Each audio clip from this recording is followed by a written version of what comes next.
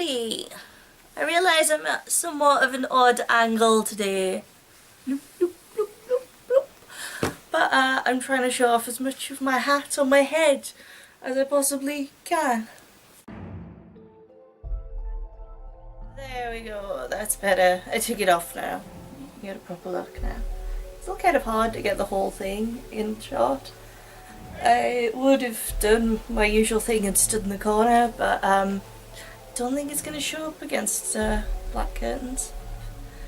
So anyway, I did a previous blog about the short taxidermy lesson I did with Tanya Grung of Made from the Dead Taxidermy.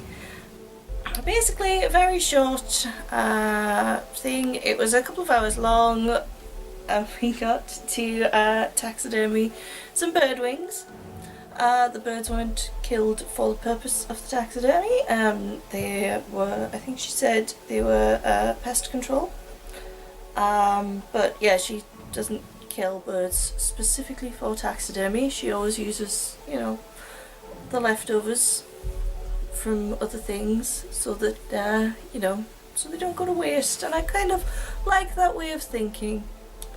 As I said in my previous video on taxidermy, I have been looking up the road death statistics for animals, the roadkill stats, and they're pretty scary. So now I kind of feel like, you know, if you're gonna be freaked out by taxidermy, you should probably be freaked out by cars as well, but obviously I can't control people's thought processes and I wouldn't want to either, so if you disagree with me, that's absolutely fine, but this is my belief and I'm sticking to it, I think. But this is my belief and I'm sticking to it.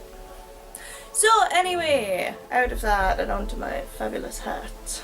As you can see, we have these lovely taxidermied wings. I was a little worried that they wouldn't set properly in my house because you know, it's not the greatest flat in the world and it can be quite damp in certain rooms in here, but I made sure to keep it in my bedroom, away from the cat while it was drying.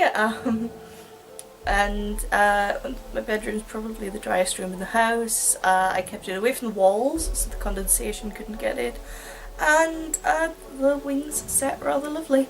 As you can see, they don't have any sort of smell or anything. Well, if you get your nose like right up in the wings, they have a bit of a sort of dusty old attics kind of smell, but nothing like, you know, they don't smell like rotting flesh, because they aren't rotting flesh. They're more of a sort of feathery mummification, really. Because I don't know if mummies have the same smell. Usually they're always in a glass case. Maybe I should ask my local museum if I can sniff their mummy. There's something you can take horribly out of context and put on 4chan. When I was making this, I was quite inspired by a Philip Treacy hat made for an Alexander McQueen collection. Don't remember the exact year. I also completely drawn a blank as to the name of the collection. Had it in my head before I started this video, but I've totally forgotten it. I might add it as an overlay text somewhere. But yeah, I think the Philip Treacy hat used a pair of really large duck wings, but obviously mine are crow wings.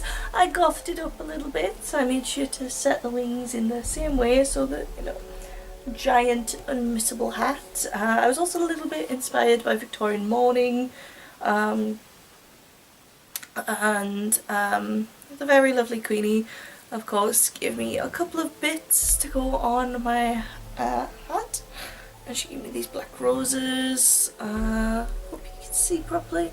Black rose there, little piece of antique lace that goes around the front, and there's a lace bat here as well. That's modern lace. She makes her own lace with embroidery machine, and there we go, nice bat. So, you know, it's kind of Victorian Mourning, kind of modern goth, kind of fabulous in my opinion, and I'm pretty happy with it.